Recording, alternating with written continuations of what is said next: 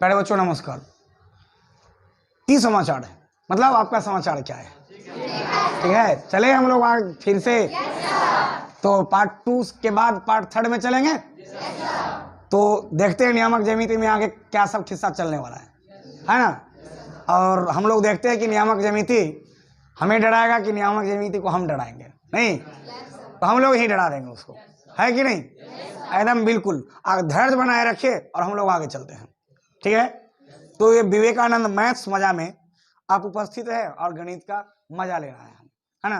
तो हम गणित का मजा लेने के लिए तैयार हैं और स्टार्ट है। चलिए, बढ़िया बात। तो हमने पिछले दिन क्या पढ़ा? तो हमने पिछले दिन ये पढ़ा कि अगर कोई समतल में जो मतलब नंबर लाइन होता है, जो संख्या रेखा होती है, हमने पार्ट 1 में बताया थे कि संख्या रेखा जो होती है वो एक हॉरिजॉन्टल होता है, एक वर्टिकल होता है, एक क्षैतिज होते हैं, एक दूसरा उदग्र होता है। क्षैतिज का मतलब कि ऐसा नंबर लाइन जो जमीन के समानांतर था, और उदग्र जो ऐसा नंबर लाइन जो जमीन के परपेंडिकुलर था। इस प्रकार से नंबर लाइन एक दूसरे को कट किए और मिलने के बाद उसने 4 खंड बनाए, प्रथम, दूसरा, तीसरा और चौथा। इस तरह से 4 चतुर्थांश बनाए और ये चारों चतुर्थांश के साइन कन्वेंशन मतलब चिन्ह परिपाटी जो था वो अलग अलग हुआ।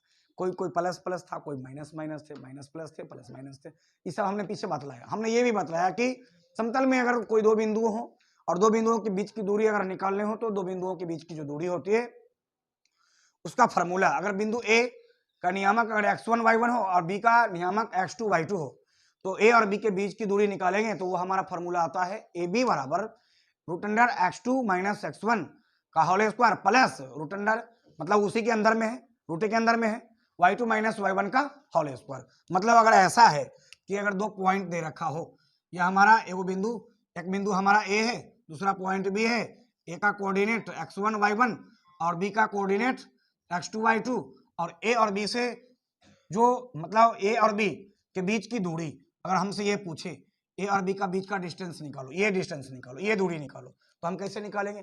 तो ए और बी के बीच की दूरी हमारा होगा ए बी बराबर रूट अंडर, सुनो, ये एक्स वाला जो कोऑर्डिनेट होता है ना, समझ में आ रहा? तो नियामक कैसे कैसे निकालते हैं हमने पिछला क्लास में हमने सिखाया था ना, हमने सिखाया था आपको कैसे कैसे कोऑर्डिनेट निकालते हैं, नियामक कैसे निकालते हैं। बिंदु से सीधे सामने एक्स पर देखते हैं, बिंदु से सीधे सामने वाई पर देखते हैं, जो मिलता है वो हमारा एक्स वाई हो जाता है। पहला बिंदु है तो इसलिए हमने 1 1 लगा दिए, ये दूसरा पॉइंट है तो इसमें हम लगा दिए 2 2। तो अगला पॉइंट में से पिछला को घटा दो। तो सुनो, एक्स वाला जो वैल्यू होता है ना, एक्स वाला जो मान होता है ना, वो मान हम लोग कहते हैं भुज, ठीक है ना। और इसको अंग्रेजी में बोलते हैं एब्सिसा, ABSICI, ऐसे समझ रहे हो बात को? तो एब्सिसा। और दूसरा होता है हमारा कोटि, ऑर्डिनेट बोलते हैं, समझ में आ रहा है? तो ये हमारा भुज से भुज को घटाओ और कोटि से कोटि को घटाओ, समझ में आ रहा है? भुज वाला से भुज वाला को, कोटि वाला से, तो ये हो जाएगा x2 घटे x1 का होल स्क्वायर, फिर ये आगे हो जाएगा y2 घटे y1 का होल स्क्वायर। तो यहां से हमारा निकल के आ गया डिस्टेंस फार्मूला ए और बी के बीच की दूरी वाला। क्लियर हो गया? यहां तक सही है? तो आज हम लोग पढ़ने वाले हैं इससे आगे, देखते हैं आगे हमारा क्या है। बेसिक कंसेप्ट का जो पीछे हमने मतलब बात सिखाया था आपको, तो जो नियामक ज्यामिति के जो सामान्य बातें थे, जो सब कुछ हमें जानने जरूरी थे, और वो उसके अभाव में हम आगे फिर नियामक ज्यामिति में बढ़िया नहीं कर सकते थे। उससे थोड़ा आगे हम चलते हैं और देखते हैं कि अगला बात हमारा क्या सीखना है। तो अगला टॉपिक है हमारा ये विभाजन सूत्र, सेक्शन फार्मूला। तो देखो, कोई पॉइंट, कोई रेखाखंड, ध्यान देना बात को, ये हमारा मान लो तो ये हमारा ए है और ये बी, तो पॉइंट ए और पॉइंट बी, तो पॉइंट ए और बी को मिलाने वाली रेखाखंड हो गया ए बी, ठीक है। अच्छा, एक रेखाखंड पर कितने बिंदु? अनंत बिंदु है, बहुत सारे बिंदु है। तो इसी पर कोई एक ऐसा पॉइंट है, मान लो कि ये बिंदु, हम 2-4 बिंदु पर विचार करते हैं, ये बिंदु और फिर ये सब बराबर बराबर दूरी पर है, ये सब बराबर बराबर डिस्टेंस पर है। तुम ध्यान दो, अगर सबका नाम दे दे, ये हमारा ए और ये बी, ये हो जाएंगे सी डी ई एफ, मतलब इस रेखाखंड पर इतने सारे बिंदु हैं, ठीक है। ध्यान देना, सबको समझो इस बात को। सी से ये पॉइंट जो हमारा सी है, सी के बाईं ओर कितने हिस्से हैं? एक पार्ट है। क्या पार्ट है? अच्छा देखो, सी के बाद इधर कितने हिस्से हैं? एक पार्ट, 2 पार्ट, तीसरा, चौथा, टोटल कितने पार्ट हो गए? 4 हो गया ना। तो देखो, रेखाखंड AB को C कितने पार्ट में बांट दिया? तो सुनो, तो एक पार्ट इधर बनाया और इधर कितने पार्ट बनाए? और यहां से इधर और यहां से इधर देखो, इधर कितने हिस्से बने? एक हिस्से, ये एक खंड है और इधर कितने हिस्से? तो ये हो जाएगा पार्ट 1:4। मतलब कि एक हिस्सा इधर और 4 हिस्सा, समझ में आ रहा है? 4 हिस्सा इधर। तो ये बिंदु C AB को कितने पार्ट में बांट रहा है? और एक मतलब 1:4, यही अनुपात में बांट रहा है ना। 1:4 का मतलब क्या है? बाईं ओर एक टुकड़ा इस रेखाखंड के हैं और दाईं ओर इसके 4 टुकड़े हैं। समझ में आ रहा है? अच्छा सुनो, इस पॉइंट पर आ जाओ। तो बिंदु D पर, बिंदु D से इधर कितने पार्ट बनते हैं? बिंदु D से इधर देखो ध्यान से, बिंदु D इस लाइन को इतना हिस्सा और इतना हिस्सा में काटा। अरे काटा कि नहीं काटा? बिंदु D इस लाइन को, इस रेखाखंड को AB को एक हिस्सा ये और दूसरा हिस्सा ये, इतने पार्ट में बांटे ना रे। तो इतने पार्ट में बांटे तो ये पार्ट कितना हिस्सा है? 2 हिस्सा है, तो ये हो जाएंगे 2। और इधर कितने हिस्से हैं? 1 2 3, तो ये हो जाएंगे पार्ट 3। तो ये हो जाएगा हमारा, इधर के जो हिस्से होंगे वो हमारा 2 हिस्से हो गए और इधर के हिस्से, तो ये हमारा हो जाएगा 2:3। बाईं ओर 2, दाईं ओर 3। इस ई पर आ जाओ। तो जब तुम ई पर आओगे तो ये तो हो गया हमारा 2:3। 2:3 का मतलब इस पॉइंट से इधर 2 खंड है और इधर 3 खंड है। 1 2 3, 3 खंड है, तो 2:3। अब आ जाते हैं ई पर। तो ई पर देखते हैं, तो ई से इधर लेफ्ट साइड में तो कितने पार्ट बन रहे हैं? यहां है हमारा ई, इधर 1 पार्ट, 2 पार्ट और ये 3 पार्ट। तो ये हो जाएगा इसका विभाजन अनुपात, वो बन जाएंगे 3:। इधर वाले देखो 2, तो कितने हो गए? 3:2। अच्छा ये समझ में आ रहा? अरे आ रहा है समझ में कि? अच्छा फिर देखो F पर आते हैं। तो F से इधर, F से बाईं ओर कितने हिस्से बन गए? 1 2, अरे सुनो ये खंड है, सब खंड है, तो 1 खंड 2 खंड 3 खंड 4 खंड, तो इधर 4 हो गए, तो 4:। अब देखो इधर कितने बच गए F के बाद? तो F के बाद तो 1 बन गया, तो ये हमारा बच गया 1, 4:1। अरे समझ में आया? तो देखो C ने इस AB को कितने मतलब किस अनुपात में बांटा? तो 1:4, मतलब 1 इधर 4 इधर, 1 हिस्सा इधर 4 हिस्सा इधर। D ने इस रेखाखंड AB को कितने पार्ट में बांटा? तो 2:3 में, यही अनुपात में बांटा। तो 2:3 का मतलब है कि 2 हिस्से बाईं ओर और 3 हिस्से दाईं ओर। समझ में आ रहा? अच्छा सुनो, ई पर विचार करते हैं। तो ई पर विचार करते हैं तो देखो ध्यान से, ई के बाईं ओर 1 2 3, मतलब 3 हिस्से, तो हमने लिख दिया 3। और देखो ई के दाईं ओर 1 2, 2 हिस्से, मतलब ई ने इस AB को 3 हिस्सा इधर और 2 हिस्सा इधर, मतलब ये 3 पार्ट इधर छोड़ दिया और 2 पार्ट इधर, 3:2 में बांट दिया इसको। कितने टुकड़ा में बांटा? तो 3:2, मतलब 3 हिस्सा इधर है और 2 हिस्सा इधर है। अगर F पर विचार करें तो F के बाईं ओर 1 2 3 4, 4 हिस्से इधर है बाईं ओर, और दाईं ओर कितने हिस्से? तो ये हो जाएगा हमारा 4:1। अब हम पढ़ते हैं विभाजन सूत्र। ठीक है, मान लो कि हमारा कोई पॉइंट A है और जो यहां हम लिखते हैं, जैसे मान लो इसको मिटा दे, और क्लियर है? और समझ में आया? C के इधर कितने हिस्से? 1 हिस्से, तो 1, उधर कितने हिस्से? 4 हिस्से, 1:4। D के इधर देखो 2 हिस्से, तो D ने इस AB को कितने पार्ट में बांटा? तो 2 हिस्से और उधर 3 हिस्से, 2:3 में बांट दिया। E ने इस रेखाखंड को कितने पार्ट में बांटा? तो इधर 3 हिस्से और उधर, तो 3:2 में बांटा। और समझ में आ रहा है? यही पार्ट में मैंने बांटा। तो यहां से हमारा ये सब आगे तक क्लियर है। तो हम आगे बढ़ाते हैं।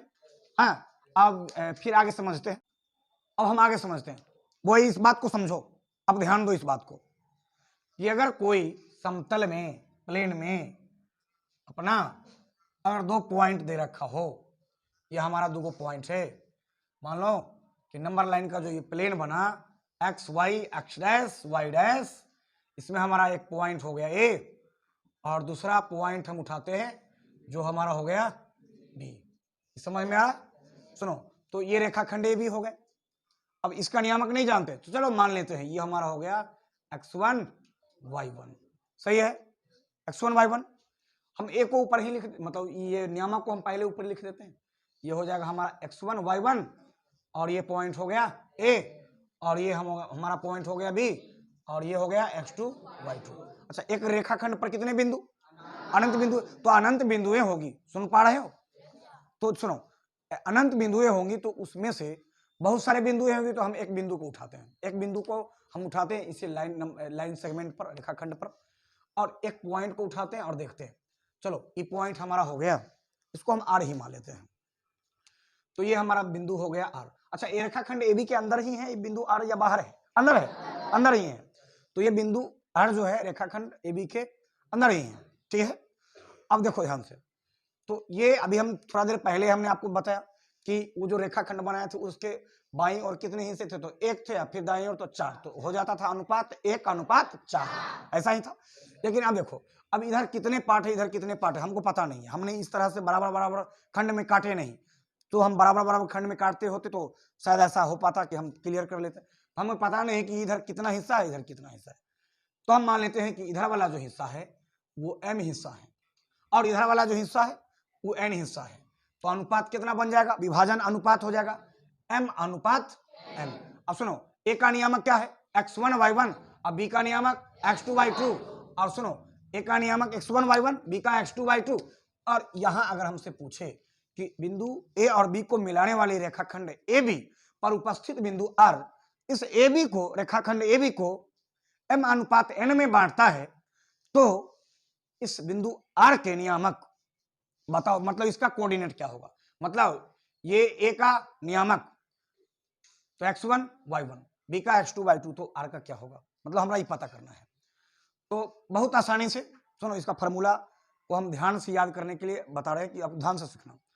तो ये विभाजन बिंदु R के, ये विभाजित करने वाला, तो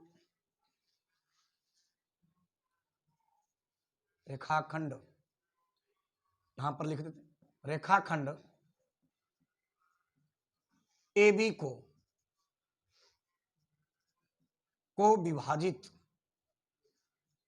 विभाजित करने वाला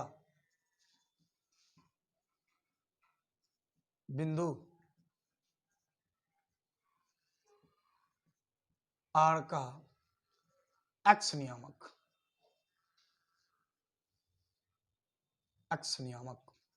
x कोऑर्डिनेट, x दिशा। तो सीखो इसका R का x नियामक, तो x नियामक निकालेंगे ना, तो ABCD का जो अल्फाबेट होता है उसमें पहले x फिर y फिर z और होते हैं। तो x का मतलब पहला कोऑर्डिनेट, y का मतलब दूसरा कोऑर्डिनेट। तो अब हमारी ये इस डायरेक्शन को देखो ध्यान से, ऐसे ऐसे करना, ऐसे ध्यान दो, ये हम ऐसे खड़े हो गए और देखो ये हमारा हाथ के डायरेक्शन को देखो, ऐसे, मतलब m वाले इधर की ओर, n वाले देखो, ध्यान से देखो, तो ये m जो है x2 के साथ और n, समझ में आ रहा? अच्छा सुनो, x कोऑर्डिनेट जो निकाले हैं, ध्यान दो, तो x कोऑर्डिनेट निकाले हैं तो हम क्या करेंगे? पहला कोऑर्डिनेट पर भी, मतलब x का मतलब xy में पहले x आएगा ना, तो x नियामक निकालेंगे तो m से पहला यहाँ पर जो कोऑर्डिनेट मिल रहा है उसके साथ और n से पहला जो कोऑर्डिनेट मिल रहा है उसके साथ, तो ये वैल्यू आएगा m से x2, m into x2 plus n से, तो ये हो x1 में, तो ये हो जाएगा n into x1 बटा ये दोनों का सम हो जाएगा, जो अनुपात है ना विभाजन अनुपात, वो दोनों का सम हो जाएंगे m प्लस n। तो ये r का कौन सा नियामक निकला? x नियामक। अब सुनो, तो r का y नियामक निकालते हैं, तो y नियामक हो जाएगा, सुनो, y का मतलब सेकेंड कोऑर्डिनेट, सुन पा रहे हो? y का मतलब तो सेकेंड कोऑर्डिनेट, तो ये हमारा यहां से खिस्सा चलेगा m से सेकेंड कोऑर्डिनेट में, फिर n से सेकेंड कोऑर्डिनेट में, सेकेंड नियामक में, ठीक है। तो यहां से समझो m से y2 में गुना करेंगे, तो ये हो जाएगा m गुने y2 प्लस हो जाएगा, फिर देखो n गुना, हाँ n गुना y1 बट्टा m प्लस n। ये बात समझ में आया? तो सुनो, तो इसके कोऑर्डिनेट जो हो जाएंगे आर के एक्स और वाई, ये कोऑर्डिनेट क्या क्या आएंगे, तो आर के एक्स कोऑर्डिनेट, वाई कोऑर्डिनेट हमारा यही मिल के आएगा, यही होगा एक्स कोऑर्डिनेट, यही बनेगा वाई। तो यहाँ हमारा बिंदु ए बी, रेखाखंड ए बी के अंदर है या ए बी के बाहर है, अंदर है, तो ये विभाजन हुआ आंतरिक विभाजन। और आंतरिक विभाजन में ये बीच में प्लस का साइन रखते हैं, समझ में आ रहा है, आंतरिक विभाजन में बीच में प्लस का साइन। और जब बाहरी रूप से विभाजित हो ना, तो बस यही वैल्यू आएगा आर के एक्स नियामक, ये जो हमारा आएगा, तो जो हमारा प्लस है ना, जो प्लस में है ना, उसके जगह पर हम केवल माइनस का वैल्यू को लगाएंगे। तो ये हमारा आएगा m x two minus n x one बट्टा में एम माइनस एन। तो सुनो, आर के एक्स नियामक क्लियर, तो आर के वाई नियामक। कब रे, ये कब आएगा, तो ये बाहरी विभाजन, एक्सटर्नल डिवीजन होगा, जब बाहरी रूप से विभाजित हो, अर्थात ये बिंदु आर बाहर हो जाए, और तब इसको विभाजित करे, बाहरी रूप से विभाजित करे, तो ये वाई नियामक जो हो जाएगा वो हो जाएगा एम गुना वाई टू माइनस एन गुना वाई वन बटा में एम माइनस एन। यहां तक ठीक है।